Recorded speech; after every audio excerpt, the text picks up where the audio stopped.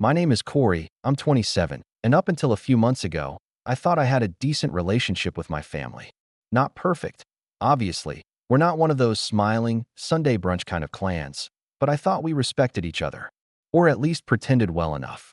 I'm the oldest of three, and for as long as I can remember, I've been the responsible one. The one who helped pay bills in college. The one who watched my little brother when our parents went out. The one who understood when Christmas gifts were a little lopsided. My little brother, Dean, is 23 now, and he's always been the golden child. He got away with everything. Failed classes? He's just figuring it out. Caught sneaking out. Boys will be boys. He crashed mom's car last year and somehow walked away with a new one. Guess who co-signed that loan without knowing? Yeah, me. But I didn't find that out until much later.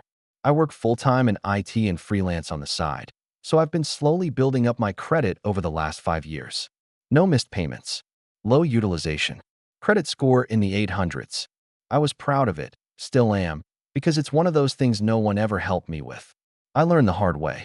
When I was 19, I signed a lease with a friend who bailed halfway through, and I spent the next year clawing my way out of debt. Since then, I've been careful. Like, double-check every notification careful. Which is why, when I saw an unfamiliar charge on my credit card, a big one, I nearly dropped my phone. It was a charge to a party supply rental place, something called Elite Events. Almost $2,300. I called the company, thinking it was fraud, and the woman on the line sounded confused when I asked about it.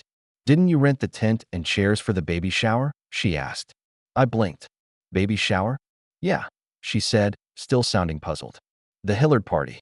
The one with the blue and gold theme? Saturday afternoon." Now, my last name is Hillard, and Saturday had just passed. I hadn't been invited to anything. No texts. No emails. No calls. I was working overtime that weekend and barely looked up from my screen, so even if something had slipped by, I would have noticed at least a missed call. But nothing. I hung up and stared at my phone. Baby shower. Blue and gold. Dean's girlfriend, Maddie, was pregnant. Due in a couple months. So, was this their baby shower? I called my mom. She answered like nothing was wrong. "Hey, sweetie. What's up?" "Hey," I said, trying to keep my voice even. Random question. "Did Dean and Maddie have a baby shower this weekend?" Silence. For half a second. Then, yes. "We didn't want to bother you. You're always so busy with work." I was stunned. "You didn't invite me?" "Well, we figured it would be too much for you. You're always stressed. And you used my credit card to pay for it." Another pause. "Don't be dramatic, Corey. It's not like that." I felt my pulse in my teeth. "What is it like then? We just needed something quick, and your info was already saved in the file from when you helped with Dean's car. It's not like we bought a yacht." I didn't say anything. My mouth was dry. She kept talking, her voice dipping into that patronizing tone she used when I was a kid and asked questions I wasn't ready to understand. "You should be happy for them," she said. "Dean's going to be a father. He's stepping up. We did it in your honor, actually. We even told people the decorations were a gift from you." "In my honor," I repeated. "Yes," she said brightly. "And we surprised Dean afterward with a car." I felt my stomach drop. "What do you mean, a car?" "Well," she said, suddenly sounding defensive. "His broke down last week, and Maddie's due soon. He needs to drive her to appointments. We used the joint line you co-signed last year. The dealer said it wouldn't be an issue. You used my credit again." Without asking. She huffed. "You make more than enough. Stop acting like a victim. You're not a victim, Corey. Be happy for your brother." I didn't answer. My mind was spinning. There was a long silence before she hung up. That night, I sat in my apartment, lights off, staring at the ceiling. My hands were shaking, and I didn't even notice until I reached for my laptop. I logged into every bank and loan account I had, and sure enough, there it was. A new car loan. $38,000. Tied to my name. A card balance I hadn't authorized. Several family plan subscriptions I never used. I sat back, exhaled slowly, and for the first time in a long while, I felt nothing. No anger. No sadness. Just a strange, almost clinical calm. Like the moment you realize your hand is bleeding, but the pain hasn't registered yet. The next day, I started making calls. First, I filed a police report. Not because I expected anything dramatic to happen immediately, but because I needed the paper trail. Then I called the bank, the credit card company, the dealership. I explained that these transactions were unauthorized. that I had reason to believe a relative used my information without consent. It wasn't easy. I had to jump through a lot of hoops, send documents, stay on hold for what felt like hours, but eventually, they froze the accounts. And then came the call to the dealership. The guy on the line, Mark, seemed more interested in protecting his own liability than helping, but once I emailed the affidavit of fraud and the police report, the process was set in motion. They'd review it, notify the co-buyer, Dean, and if the fraud claim held, the loan would be canceled and the vehicle repossessed. 3 days passed. Radio silence from my parents. Nothing from Dean either. But I knew they'd find out eventually. I knew there'd be a moment. A sharp, sudden moment, when it all hit. That moment came on a Wednesday night, just before midnight. I got a text from a number I didn't recognize. All caps. I'm done with you. Then came another. Why would you do this to your own family? Then a call. I didn't answer. Another text. They're outside. Curious, I opened my front door, stepped onto the balcony, and looked across the street toward my parents' house, just barely visible from where I lived. That's when I saw it.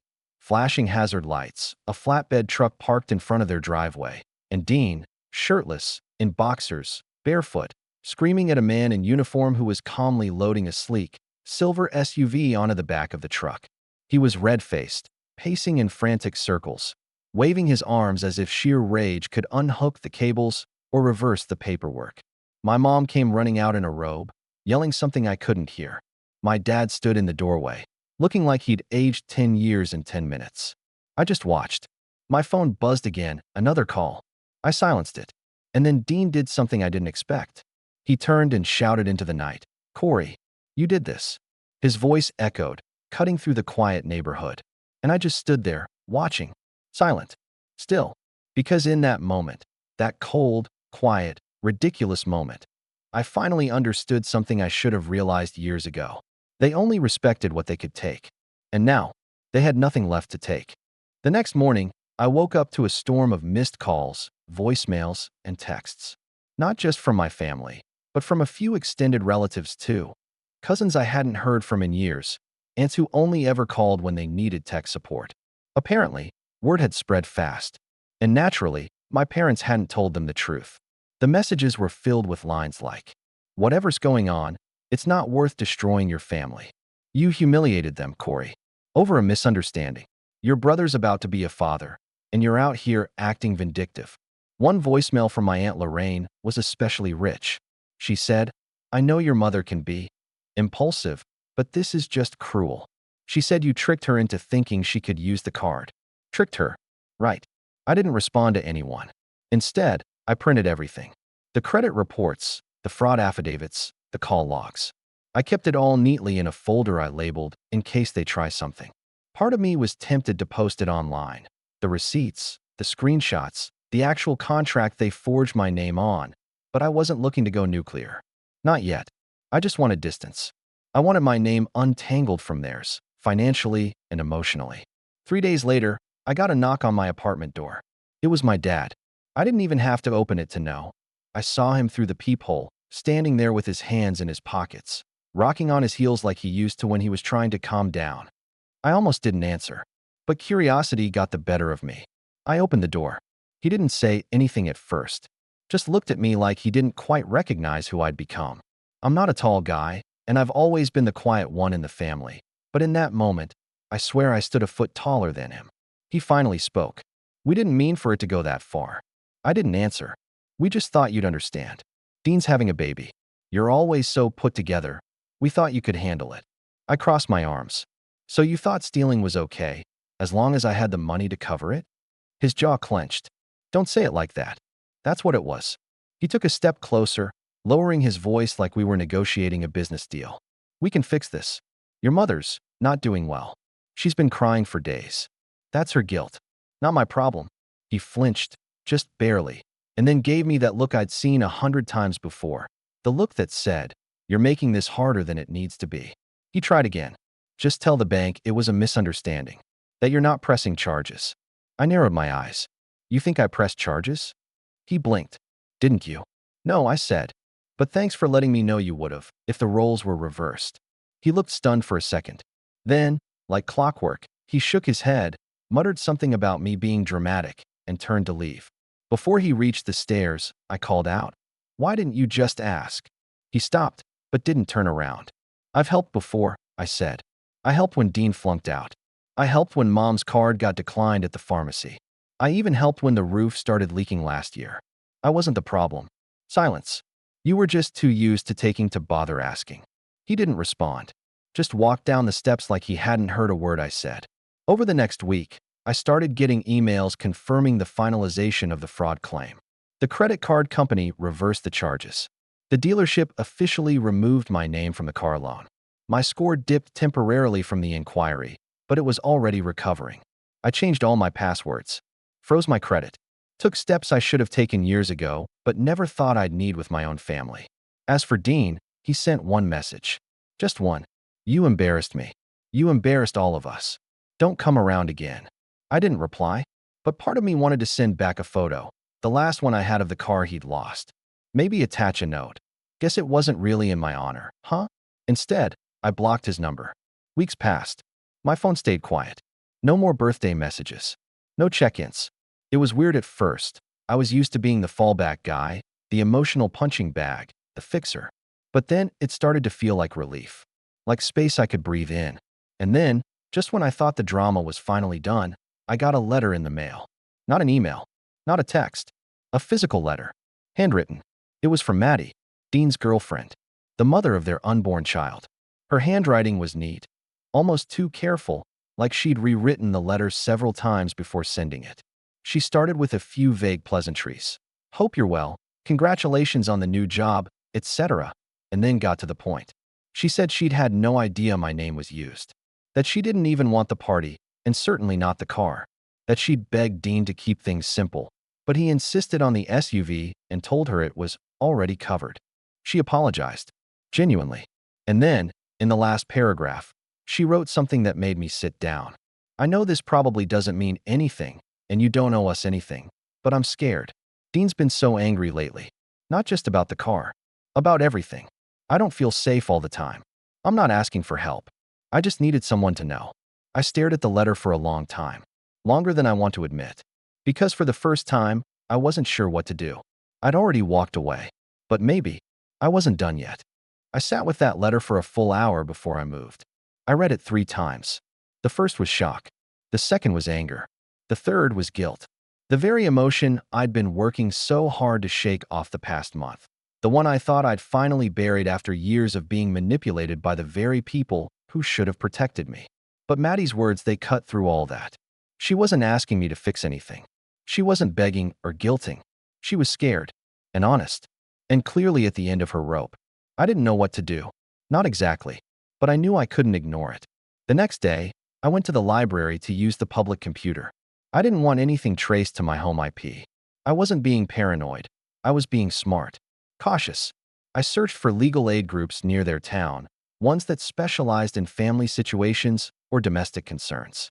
I didn't know if anything physical had happened between them, and I wasn't going to assume the worst, but I also wasn't going to pretend her words didn't carry weight.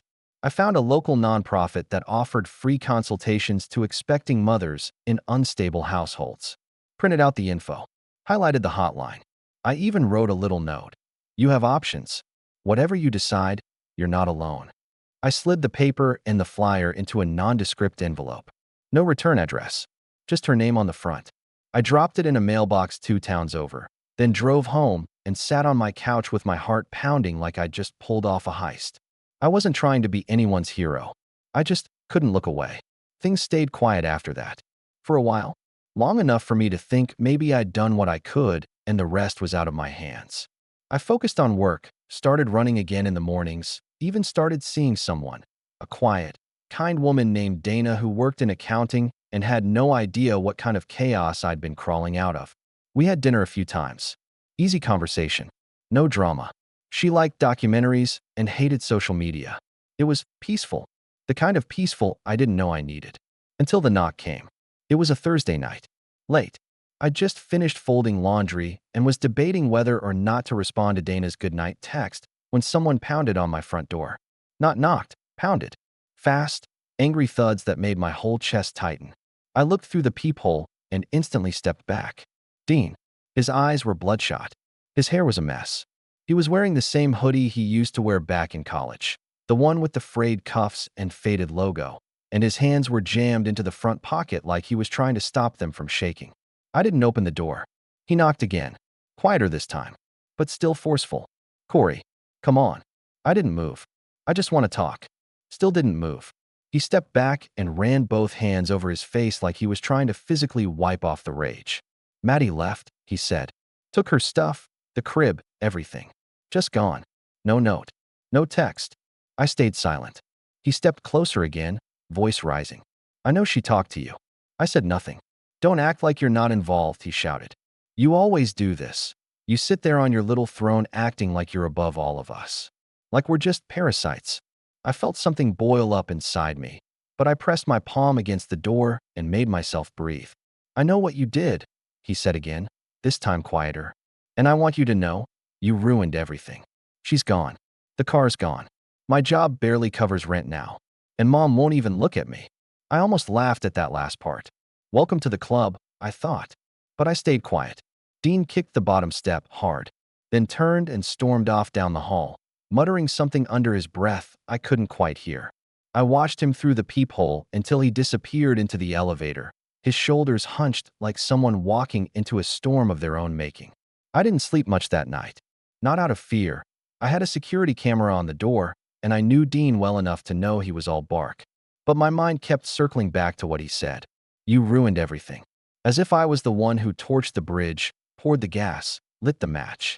The next day, I checked the camera footage and saved the clip of him standing there shouting, just in case. Then I sent Dana a text and asked if she wanted to go for a walk later. I needed someone, to pull me back into normalcy. And then, just as I was about to put my phone down, another notification came through. An email. Subject line, legal inquiry, probate concern. I blinked. Opened it. It was from a lawyer. A woman representing my grandfather's estate. Apparently, my grandfather had passed away quietly 3 months earlier, something no one in my immediate family had told me.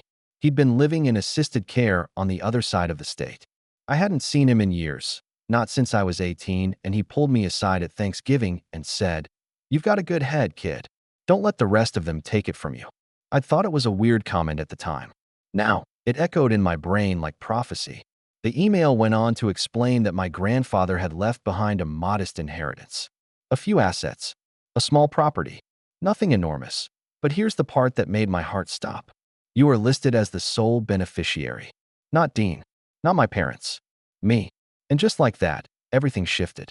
Because whatever fallout had just finished settling was about to get a whole lot worse. I didn't respond to the lawyer's email right away. I read it 3 times, then shut my laptop and just sat there, trying to make sense of everything. My grandfather and I weren't exactly close, not by choice, but because my parents didn't take us to see him often. He was my mom's father, and there was always this quiet tension between them that I never fully understood. Growing up, I remember asking why we didn't visit him more, and my mom would just say, "Grandpa has his favorites." I didn't realize until much later that what she really meant was, he didn't play by her rules. He was a quiet man.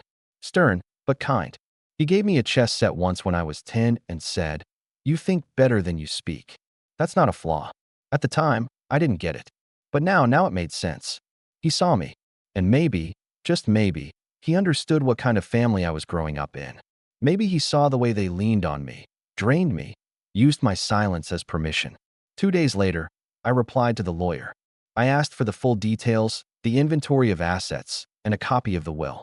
She sent everything back quickly.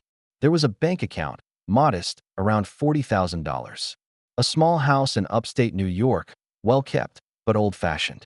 And a handwritten letter my grandfather had left for me, scanned and attached in a PDF. I clicked it open with shaking hands. "Corey, if you're reading this, then I'm gone, and the vultures are circling. I know your mother. I know your brother. I know how easily people will take when they think someone quiet won't fight back. That's why everything I have is yours. I watched from a distance as you became a man who stands on his own feet. You didn't whine. You didn't take shortcuts. And most importantly, you didn't become them. This house was my father's. I always hoped it would go to someone who earned it. You did. Do with it what you will, live in it, sell it, burn it down. It's yours. But remember this, The strongest steel is forged in fire. You've already walked through it. Now build something better. Grandpa, I just sat there for a while, staring at the screen. My chest ached. Not because of grief. I hadn't seen him in so long. He already felt like a memory, but because of what he'd done. The clarity, the love hidden beneath his quiet, old-school demeanor. He hadn't forgotten me. He'd been watching. He'd known. And he'd made sure I had something no one could take away. Of course, the moment the will was made official, all hell broke loose. It started with a call from my mother. I didn't answer. Then came the texts. You knew and didn't tell us? That house belongs to the family, Corey. Not just you. Your grandfather was sick. He wasn't thinking straight. Then, a final one, short and venomous. You've become so cold. I didn't reply to any of them. 2 days later, my brother called from a different number. I picked up without thinking. Corey, he said. Listen, I know Mom's being dramatic. I almost laughed. Dramatic?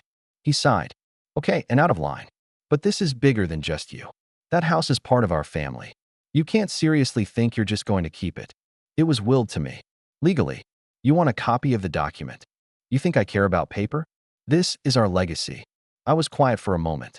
Then I said, you don't get to scream at me on my doorstep 1 week and ask for a share of my inheritance the next. I was upset. You were always upset when you didn't get what you wanted. He didn't reply. I continued. I'm not sharing the house. Not the money. Not a square inch of it. Not after what you all did. You used my name, my credit, my trust. You lied. You stole. And when I finally stood up for myself, you treated me like I was the villain. I'm going to fight this, he snapped. You think a judge won't see through this? You think Mom won't testify? I smiled, even though he couldn't see it. Go ahead. Take me to court. And when they ask about the credit card fraud, the forged signature, the fake loan application, I'll have all the documentation ready. Want to explain that under oath? Silence. Thought so, I said and hung up. That was the last time I heard his voice. The house needed work.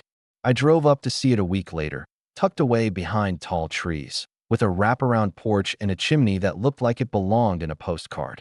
It smelled like old wood and lemon polish. There was dust on the floor and a cracked window upstairs, but otherwise, it was solid. Sturdy. Mine. In the back room, on the desk, was a thick envelope with my name on it. Inside were property documents, old family photos, and a second note. Don't let them guilt you. Not again. You earned peace. Keep it.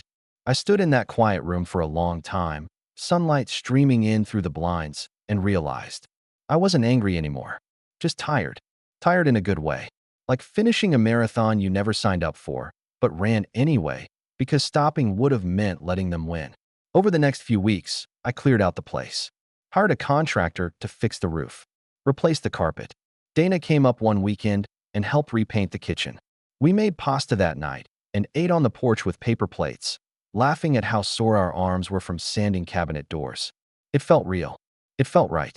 Meanwhile, back home, my parents sent one final letter. A long one. No apology. Just more of the same.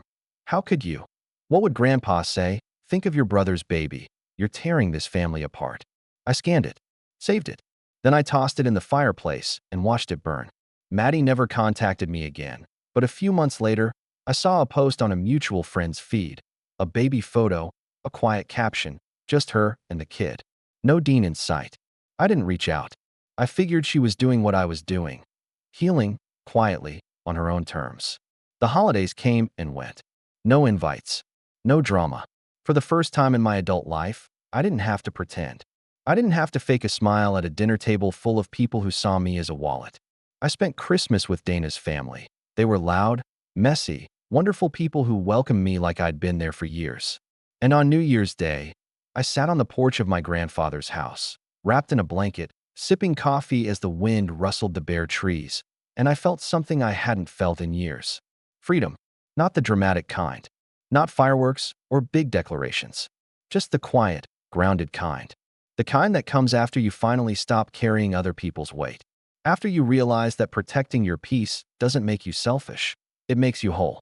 I didn't get revenge the way people think of it. No shouting match. No courtroom mic drop. But what I did get was better. I got my life back. And this time, I wasn't giving it to anyone who hadn't earned it.